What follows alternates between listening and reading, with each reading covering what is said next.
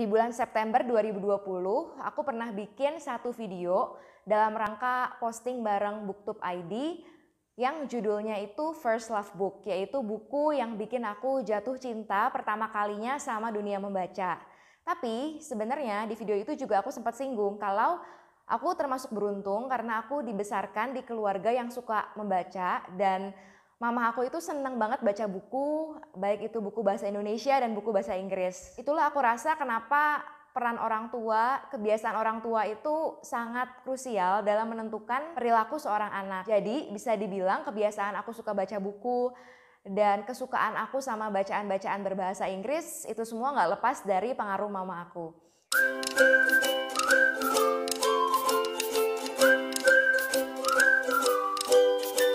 Nah, di video ini aku mau ngasih lihat beberapa buku bahasa Inggris yang sederhana yang mama suka bacain untuk aku waktu aku masih kecil.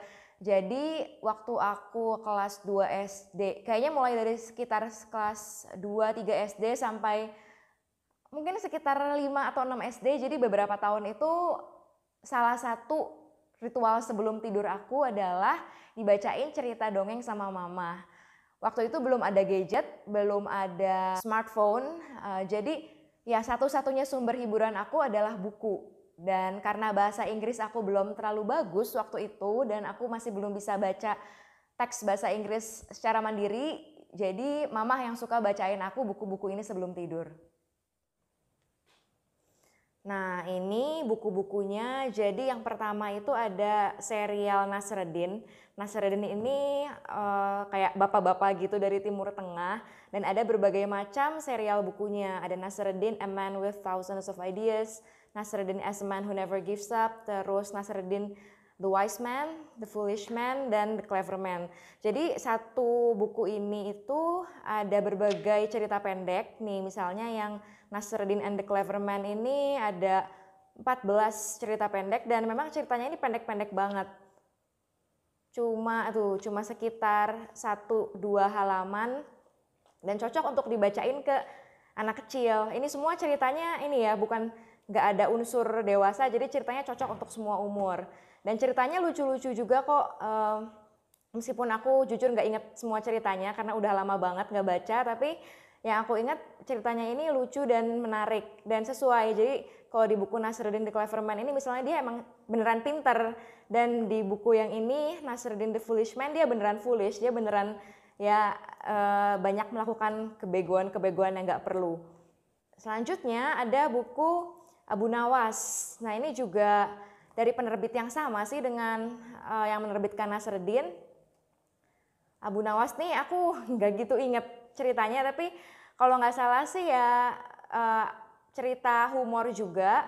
Terus satu buku ini ada beberapa cerita pendek juga, dan cerita pendeknya ini ya sedikit lebih panjang dibanding Nasreddin. Terus karena ini itu adalah buku untuk orang yang ingin belajar bahasa Inggris, jadi di akhir cerita ada kata-kata, ada vocabulary tambahannya gitu. Nah selanjutnya ini bukunya udah lama banget, lihat halamannya udah kuning gini. Ini juga buku-buku untuk mereka yang mau belajar bahasa Inggris. Jadi dulu katanya sih mama aku tuh les bahasa Inggris, dan ini bahan-bahan bacaannya. Ada favorite stories from Taiwan, dari Hong Kong, favorite Chinese stories, terus dari Philippines, dan dari Burma atau Myanmar ya. Jadi ini ceritanya lebih kayak, mungkin kalau di Indonesia kayak ini ya, mungkin kayak cerita Timun Mas atau cerita Bawang Merah Bawang Putih. Jadi ini cerita folklore, dan satu buku ini lumayan banyak juga ceritanya. Kalau ini sih kalau nggak salah ya bahasanya sedikit lebih berat ya dibanding cerita Nasreddin atau Abu Nawas.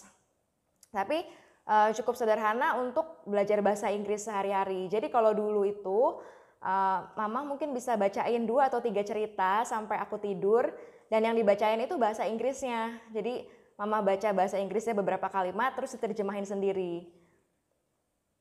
Dan di akhir bacaan itu ada exercise-nya untuk mengetes seberapa jauh pemahaman kita terhadap bacaan, masing-masing bacaan.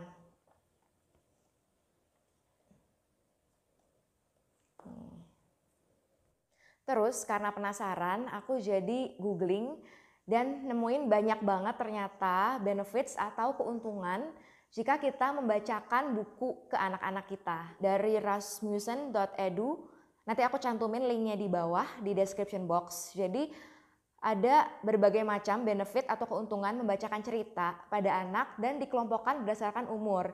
Jadi kalau yang aku baca di sini, salah satu benefit membacakan cerita ke grade school children yaitu usia 5 sampai 12 tahun, jadi bisa meningkatkan empati pada anak-anak.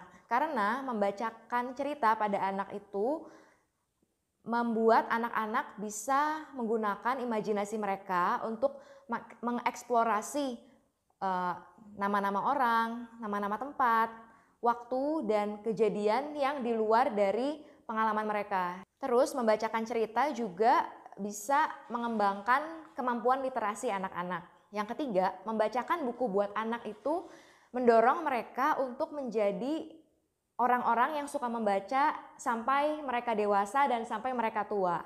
Teens' interest in books may start to drop off, but adults who regularly read to them serve as strong role models to keep hitting the books. Artikel lain yang aku baca dari raisingchildren.net.au, nanti aku lampirkan juga di description box.